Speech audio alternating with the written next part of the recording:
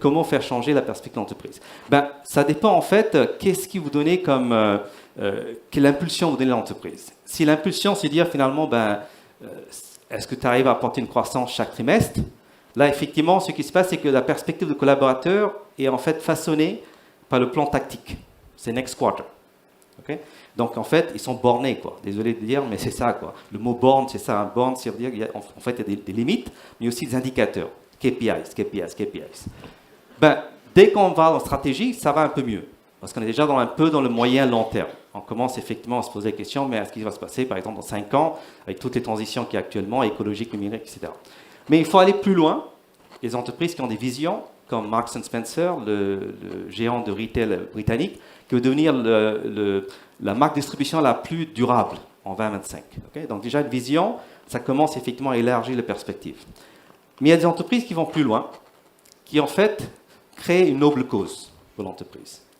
Cette noble cause, en fait, commence à donner du sens aux activités des collaborateurs parce que, au lieu de leur dire quoi faire ou comment faire les choses, ça donne l'explication à pourquoi ils font ce qu'ils font. Je vais utiliser 3 exemples pour illustrer à travers 3 dirigeants comment ils ont changé la perspective de l'entreprise. Et c'est ce que Isabelle Kocher est en train de faire en tant que la première femme à diriger une entreprise CAC 40, en effectivement délaissant, par exemple, le charbon de la bouquet énergétique et en investissant massivement dans les énergies renouvelables. L'idée, effectivement, pour eux, c'est en 2021 devenir leader mondial de la transition zéro carbone as a service. Ils ont déjà réduit massivement leur empreinte carbone.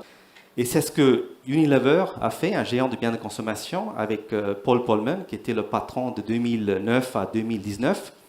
Lui, il a anticipé effectivement les problèmes sociétaux qu'on va faire face, particulièrement les inégalités sociales, et le fait qu'il va y avoir une espèce de backlash contre les entreprises, comme étant complètement déconnectées de la réalité de la société. Et surtout, en fait, comme il explique très bien, c'est qu'en fait, les entreprises sont considérées comme des preneurs et non pas des donneurs.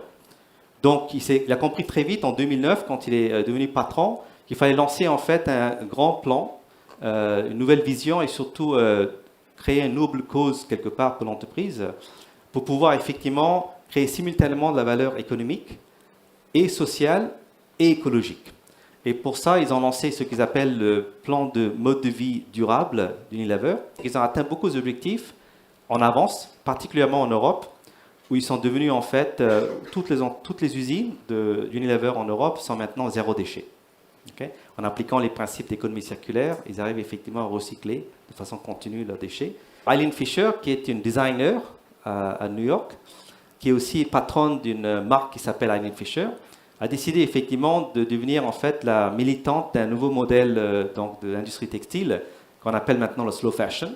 Alors rapidement, déjà ces produits sont beaucoup plus durables, donc durent presque une décennie ou plus.